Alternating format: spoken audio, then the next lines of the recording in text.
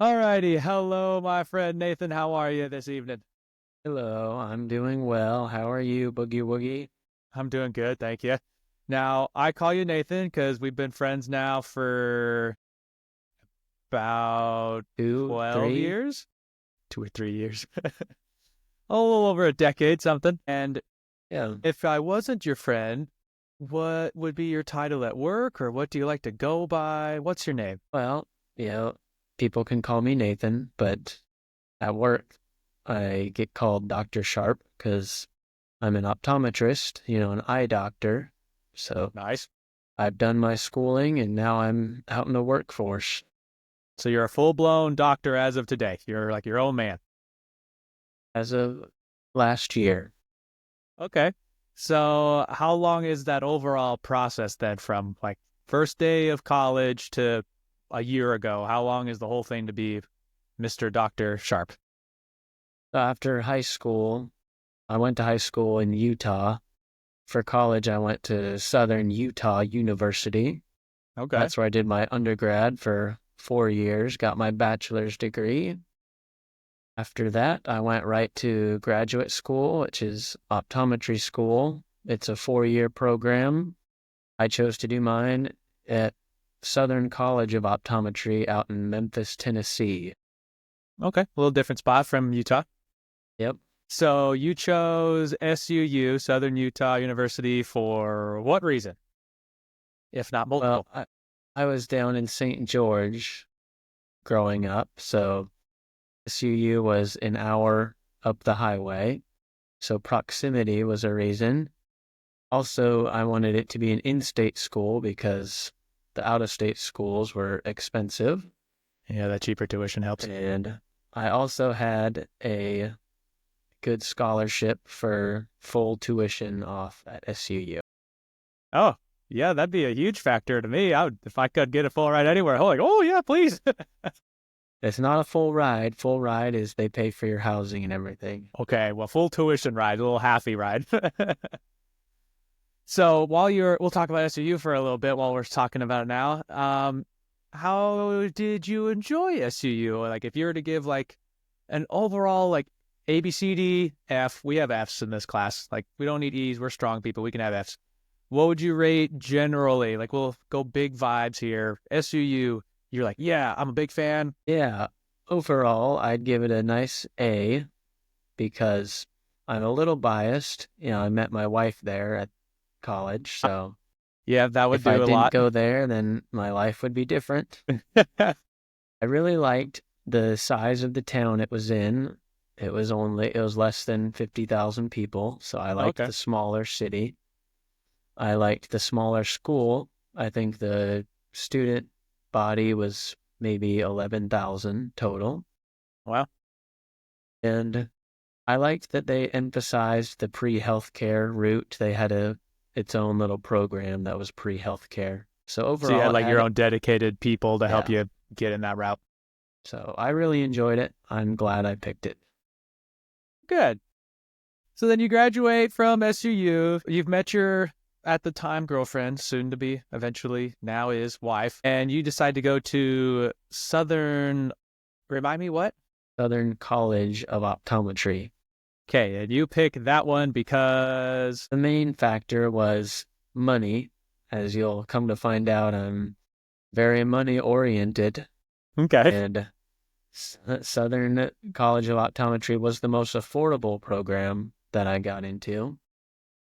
I had other options, but they would have been good schools. I think any school for optometry is good, but the one I went to, it had a really good history. It was one of the oldest schools of optometry.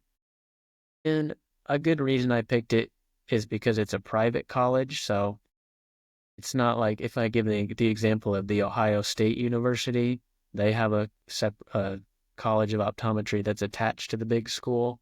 But okay, this one in Memphis was a private college just for eyeballs. gotcha. So why eyeballs? Like, you could be any doctor if you're worried about money, but why eyeballs? Yeah, once you're in college, you're learning about tons of different things. I recommend not going to college until you have a plan on what you want to do. I get people that do the general courses, but I would do that at a cheap school, so you're not wasting a lot of money if you want to do that. But I knew going into college I wanted to do healthcare, so I knew I needed a bachelor's degree, something sciencey. I started out doing chemistry, did that for a semester until I realized it was too boring and difficult. Okay. And I took a nutrition class and decided I really like nutrition. If for some reason I don't go to graduate school, I could do something in nutrition, and that would be fun for me. Okay. Taking the prerequisite courses for medical school, I found physiology really interesting, and we learned about eyeballs and vision in physiology class. And I was pre-med, obviously I wanted to be some doctor, so I shadowed some medical doctors at the hospital and just found it wasn't the right feeling for me. I didn't want to work in a hospital, and you don't get much good interaction with a patient. It's all pretty negative. Whereas when I shadowed the optometrist, it was a pretty positive work environment. I was like, yeah, I would enjoy going to work every day there. I'm not going to get too stressed out or too sad. So it just was a really good find that I liked the science and I liked the job duties, the environment there. So yeah, I was pre-med up until junior year, and then I finally switched to optometry, and we can talk about the testing if you want to on getting into school. Sure, yeah. Let's say so you do SUU and you're getting ready to test into. So I'm guessing you're saying there's some kind of like MCAT type test, or is it the MCAT that you take to get into optometry school, or what's that story? The MCAT is for medical school. Okay. When I was in college, to know what classes I needed to take, that's where I had that pre-health program help me out and guide me on what classes I should be taking in what year, so then I would be all ready to apply to school. And the MCAT, I took that to get into medical school. I didn't study much for it because I wanted to get multiple tests under my belt. So the first one, I'm just like, whatever. Okay. It is what it is. And so I didn't study much for it, but doing practice tests is probably your best bet at really any standardized graduate school test. So once you pass the right classes, if you passed your chemistry class, passed your psychology class, once you take your practice tests, then you'll find out which areas you're weak in, and then you can know where you want to study in. So after Is that taking that, why you had done, like, you just kind of half-eat that first MCAT test, as you wanted to more just see what it was like so that you could then go back in knowing how it is and better apply, well, okay, I need to practice these things or I'm lacking in these spots, instead of trying to yeah, figure it all out beforehand and then you mm-hmm. don't even know what it's like. Yep, statistically, you should get better each time you take it. So I wanted to get one out of the way that I didn't care what score I got. I was Okay. happy with the score, but it wasn't, if I did go to medical school, I would have had to take it again to get an even better score. But it's good to know where you're at, to see how much you have to study. Good point. But then for optometry, it's called the OAT, or the Optometry Admissions Test. Okay. And it is shorter than the MCAT in different focus. So there's a lot more physics required on the OAT test. So you got to make sure you're studying that. But it also has the organic chemistry, the general biology, all that stuff. And I only took the OAT once because at that point I had been studying for the MCAT. And I studied pretty hard for this OAT because I did decide to do optometry right towards the end of when I could switch. Gotcha. So I wanted to just have that one OAT test, and it worked out well. And you feel, how much of it do you feel it was your undergrad that prepared you for all that, or how much of it was kind of your own I guess, drive or hooks to kind of figure it out? Do you feel like it was a lot of your classes that you could go off of? You're like, I learned a lot along the way, and now I just need to tweak it, and then here's the test. Or did you kind of have to finagle a lot of information on your own to get it going? Yeah, it's probably mostly the classes you take at the school you're at. SUU had a really tough organic chemistry class and the really good physics teacher I had. So I learned a good amount in just taking those classes. But then I did buy a practice test book for the OAT, and I studied that for maybe 20 days before taking the test. So Okay. obviously the bulk of my learning was at SUU taking classes. Cool. So you get done taking the OAT, you go over to optometry school, and you're there. Do you feel like when you're talking to your classmates and such there, is there at all? Because some people have an ideology in their head of where you go for your undergrad matters for the rest of your life. Like the banner you have over your head, whether it's a Wildcat, a Thunderbird, or whatever, that's super important. Does your experience in optometry school go for that, against that? Is there a little bit of, does it seem important where you came from with your bachelor's once you're there, or does no one really care? Yeah, it's not the school you came from, it's how did you apply yourself at that school you were at. If someone from SUU just got by with C's and B's, didn't care about learning the material much, and then went to grad school, yeah, they're going to have a harder time adjusting. But since I was really dedicated to the material at undergrad, a lot of it stuck with me. So then, yeah, my first year at grad school, it was pretty easy, I would say. And did you round out your application at all with extracurriculars or organizations you were a part with? Or do you feel like the majority of your application was good grades, good tests, here I am? That is probably the most important aspect of it, but you do have to have a lot of hours of volunteering Okay. and you have to have certain hours of shadowing. So that's why I shadowed a bunch of optometrists in my little city, and just having you go on an interview at each one before, so you have to have good interview skills. You have talking to people. So there's a few things you have to look into if you're looking into the grad school track. You want to start your volunteering right away when you go to undergrad. Are you talking about like generic, like volunteer anywhere, or can you volunteer at hospitals? Is there like a weird health thing with people who aren't paid and blah You blah? Or know, it depends. You'll have to look up the grad school on if they want medical volunteering hours or how many shadowing hours. But with my volunteer work, I had a mix of some I did a hospital and some was just in the community. so showing some amount of care for beyond just being in school doing the books, and you Yeah. actually want to help people maybe. If I was in nutrition, I did help the food bank in town. Hey, that sounds pretty nice. Okay, so you've done all the jazz of getting to optometry school.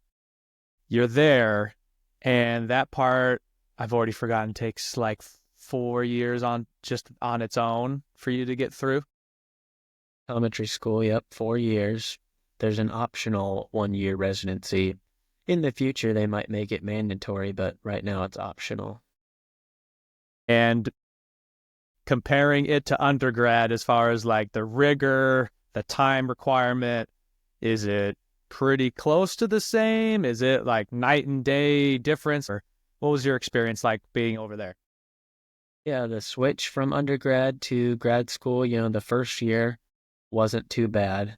It still was a whole lot more credit hours, so I didn't have the time to go volunteer or anything at grad school. And definitely when you get into the bulk of school, second year, third year, it is a whole lot harder than undergrad. It's studying all the time. You got to get used to getting B's and C's on your tests. You're not going to get A's anymore like you did in undergrad. I mean, obviously there's a few smarty pants in your class that will get all the A's, but no, I went from getting almost all A's to I guess, yeah, I probably got more A's, but a lot of B's in grad school. The B's stood out to you. They just were everywhere all of a sudden. And a few C's. The C's hurt, but better than failing. That's true. It's still passing. Because in grad school, you're just trying to pass. You're not trying to apply anywhere else after. That's true. That's the end of the line. Like you do this well, then you're done. You did good. Yep. So that's when C's actually mean degrees. In that vein, for anyone that might be listening and thinking about doing like optometry school, and is maybe now after hearing all that a little bit worried because maybe they're like, I don't get A's in all of my classes in undergrad. What would be some kind of tricks or tips or avenues that you found either could be helpful to someone else or was helpful to you in learning material, studying, taking tests, whatever in that vein? You talking about undergrad or once you get into grad school? Let's talk undergrad for a second first. Like someone is like, they listening to this and they go, "Ooh, I want to be just like Dr. Sharp. His grad school experience sounded nice. Yeah, it's going to be harder, but I want to be able to work on my undergrad." Like maybe it's a junior that's listening and they're like, I got basically one more year to kind of turn things around and get like mentally ready for grad school. What should I be doing now? Should I be focusing on just getting my schooling done? Should I be just cramming all kinds of hours for volunteering? What should I be worrying about right now? Yeah, you kind of, you need to have good grades. So if you've failed a class, that's important. If you failed general chemistry, you got to retake it and get a better grade because when the school looks at your application, they'll be like, oh, look at that. They redid it and they got a lot better. So they're trying hard. Definitely over the summers, if you need to take summer classes, that's a good idea because you don't want to waste a whole nother year just for one class. So trying to get all your ducks in a row for your application as far as classes. Summer class is a good option if you have that at your school. And then, in undergrad, I remember some days you'd get done at like 1 or 2. So then I'd go volunteer in the afternoons for a few hours, like 2 days a week. You just got to fit it into your schedule. Even with the volunteering and studying in SUU, I had plenty of time for personal activities, going to the gym, hanging out with friends. Did you have a job during that time? Nope. My job was to get good grades. That's how I got my reduced tuition, my zero tuition, and that's how I'm Yeah. basically getting paid in a sense. I definitely think people that work during undergrad, their grades suffer for it because obviously you just don't have the time to hit the books and focus. So keep that in mind. If you do want to work, you'd probably have to do part-time school, not full credits, just so you can make sure you get the good grades. Okay, so if you're try to put a focus on if you're going to do school, do it well, even if it might Yep. take you a little bit longer if you need to pay for it with a job and such. Focus on do well, not soon, not quick. Yeah. And definitely look into, the money aspect is important in anything you go to school for. Optometry is a pretty stable job. You'll be able to repay your student loans. So if you have to take out student loans so you can get good grades in your classes and get your volunteering hours in, then do that. Another thing a lot of people do is go work at an optometry office if you want to do that. If you want to do physical therapy, go work at a physical therapist office. That looks really good on an application. Gotcha. And so speaking of money, paying for undergrad, like generally we know how that works as far as tuition and getting scholarships, stuff like that. Optometry school has its own tuition, has its own scholarships, or how's that all work as far as I assume you're paying to go or Yeah, my tuition at our school is about around 40,000 a year. And some of my class, the best scholarship you can get if you had like 4.0 in undergrad, really good application, they got about 20,000 off a year. So that would have been nice. My scholarship was a lot less than that. So I did have to take out a lot of student loans for grad school because I did not work much during grad school. I did some Saturdays, but that doesn't pay for much. yeah, just barely to eat. So you're in grad school and how's that environment? So like how we were talking about the junior and undergrad, and they're trying to focus on their certain aspects of basically get the good grades, try to round out with some volunteering and such like that. Now I'm in optometry school. Is it all a matter of like how you're saying you just need to pass and then you're good? Or is it about trying to really work it with your professors because that's going to be like your circle of who's going to help you get hired? Does your focus kind of change when you go to grad school, at least optometry school, or do you feel like you're kind of rinse and repeating? Like you're still worrying about grades, round out a little bit, make sure you can still talk to people and take care of people. Yeah. It's more about passing your board exams rather than your grades. So you can get obviously C's, and then all you have to do is pass your optometry board exams and you'll get your license. But half the school is learning how to be a clinician, taking care of patients, learning how to do the stuff that you would do when you're working.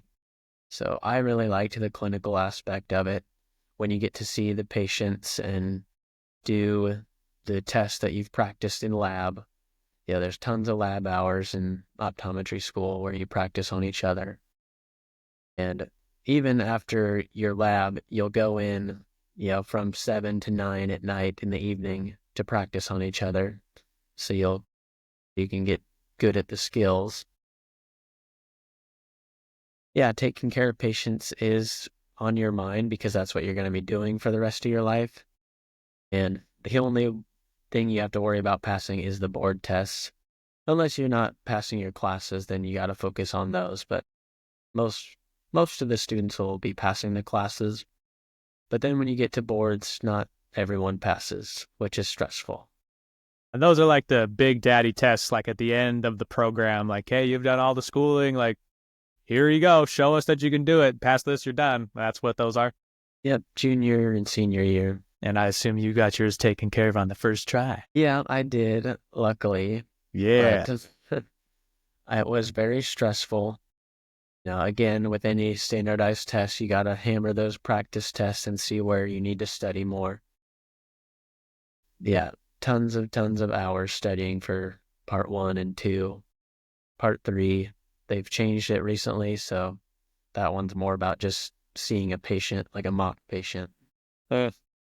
And is it these board tests that are like state by state? Like, would you have to do it again if you went outside of Tennessee to be recertified? It's national boards.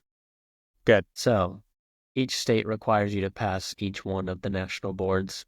And then some states will have their own test, but it's usually pretty easy. Okay. You mentioned one thing that I'm only remembering now from way at the beginning with your experience of hospital versus like more personal clinic, for lack of words, or a doctor owned. Can you give me a little more insight on, you were saying there's a lot of negatives with hospital and it felt like a lot of a better experience in the smaller clinic. Can you tell me what was the negatives of the hospital? Like, what do you mean by that? Well, people are unhappy when they go to the hospital. They're sick, they're injured, they're dying, and the doctor's mainly just working on a computer. I was with a hospitalist for a lot of it, and he's just typing away on the charts on his computer. Then he'll go talk to him for 5 minutes and tell him what medications they should be taking and tell them about their health. And it just wasn't the patient interaction I was wanting. For an optometry exam, I'm talking to the patient for maybe 15 minutes. And a lot of the times it's pretty happy stuff. Today I had to tell an old guy that your vision's not getting any better. You have macular degeneration. And that was sad, but at least he's not dying, and he has one good eye. It's still somewhat easier. And I find it interesting, I enjoy talking about the eyeballs to people. Well, that's good. So you get more of the personal connection when you have more time to be able to work with them, and you don't have to sit there and do all the back end work and type in. You can just do the thing. Imagine being a dentist, just looking in someone's mouth all day for work. That sounds nasty. Oh, let's just bag a whole other kind of doctor here, Mr. Eyeball Guy. Other people would be thrilled, I'm sure, to see some of the stuff you do of like pulling, like suctioning out the eyeball to do all kinds of stuff there. Yeah, I'm sure people would think that's not disgusting. Balls are tame. Imagine being a podiatrist. Nasty old people feet. I guess feet can come in lots of flavors. Okay, so you're a full-blown doctor. You are a husband, if I understand correctly, right? Yes. And do you have any kids? Oh, you've got the ring there to prove it. And any kids? Yep. I have one baby now. So we had him after I finished school. So we always wanted to wait till after school to have kids just because that would add a whole new level of stress. Sure. But no, it's great being a father. It's what I always wanted. Even if you have kids in school, it was meant to be, so enjoy it. Kids are great if you wanted them, I guess. Even if you don't, they're great. Um, Still keep them. They're good. and being an optometrist with kids is easy. Right now I get home at 5 or 5:30 and get to hang out with the family. Then you don't, and you go into the office at like 8 or 9, like kind of Yep. standard 9 to 5 gig. Yep. No weekends. Nice. So, and that's another thing about being a doctor in the hospital. Sometimes your hours are weird. True. I guess on the flip side, then it ends up being a thing about pay. So what would you say to? Oh, you go ahead. I was going to say life isn't about the pay. It's about doing something you enjoy. This entire story was all about the money until now. No, I decided I would enjoy optometry. Like I found that. So then what's the most affordable way to get my degree? There? Yeah. So to anyone who's contemplating optometry versus ophthalmology versus medical school in general, what would be like what would be like your big ticket yays and nays? Like what's good about what you do, and if there's anything that you could foresee being a negative to someone, maybe you don't think so, maybe the personable thing, maybe some people would just hate to have to talk to people would be an example. But what would be a couple of killer good points and a couple of keep this in mind if you want to do it, it's going to probably be present for you? Yeah, definitely you have to enjoy talking to people if you want to be an optometrist. If you want to be a doctor and don't like people, be a radiologist. Just do the scans and get out. A lot of radiologists can work from home. With an optometrist, you're not going to work from home. Okay. I guess sometimes you might find a weird online eye exam position, but 95% of us are going to work in the office. And I enjoy that, of course. Sometimes it's good to have that second home, and especially not going into a hospital. If you like that hospital stuff, if you're good under stress or want to save lives, obviously optometry is not that. Optometry is helping people see, which I feel is really important. So you have to be definitely passionate about people. And if you're wanting it and you're a hard worker, you're going to get there through school. If you're bad at school, that doesn't mean you can't be an optometrist. You just got to work hard. I feel like I'm not naturally gifted at school. I just worked hard and I understood what I needed to do. Yeah, you gotta shadow people to know what you want. Yeah, that's the biggest thing that I found to be with my 14 million ways that I've changed my trajectory and stuff. Usually the big pivot that finally makes me go is you just talk to the right person or watch them do their gig and you see it for real and you go, that's not what I expected, or I totally thought something else, and it'll give you, if you want to know what the job is, go see the job, and then you don't have to wonder. Yep, I've seen some people where they get into optometry because they think it's just a easy way to make money, but then they don't enjoy their job. They find it repetitive. Yeah, number one, number two, they just go to work and go home and they don't really enjoy it. Yeah, there's some eye doctors here in town like that are just in it to have a steady job. And, I feel like if you're going to go into it, you should enjoy what you do, or else what's the point? You're spending most of your time throughout the day doing the job. Why would you pick something like that? Wise words, wise words. Another mistake people can make is you got to look at what an optometrist makes and look at how much debt you might go into at that school. Because some people, if you go to a nice out-of-state undergrad, you're going to have a lot of debt. Then you go to a optometry school that's expensive, you might find yourself over $300,000 in debt, and it's going to take you a long time to pay that off with the optometrist salary. And as far as getting optometry positions, like to be a full-blown doctor in a clinic and such, does your school have much of a role in that? Like your optometry school have much of a role, whether it's just the name of it, or do they have like advisors or such that help get you to jobs, or is it kind of like your own gig? How's that go? It's different for every school. My school was really good about helping us find opportunities, and really there is plenty of optometry jobs out there.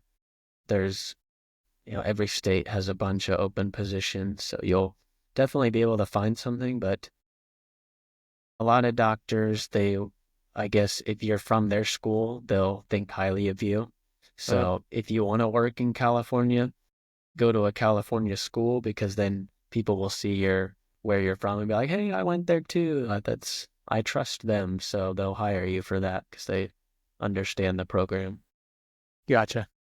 My school, they've been around so long that there's alumni all over the country. So Okay, so let me make sure I get the big question out of the way. yeah. So you get one redo. You get to go back to a certain point in your education career. You get to change something, if anything, whether it's the school you went to, the type of schooling, really whatever. It could be small, it could be huge. Would you take a redo, and what would you do with it? That's a good question, because right now in my life, I'm perfectly happy with how everything's gone.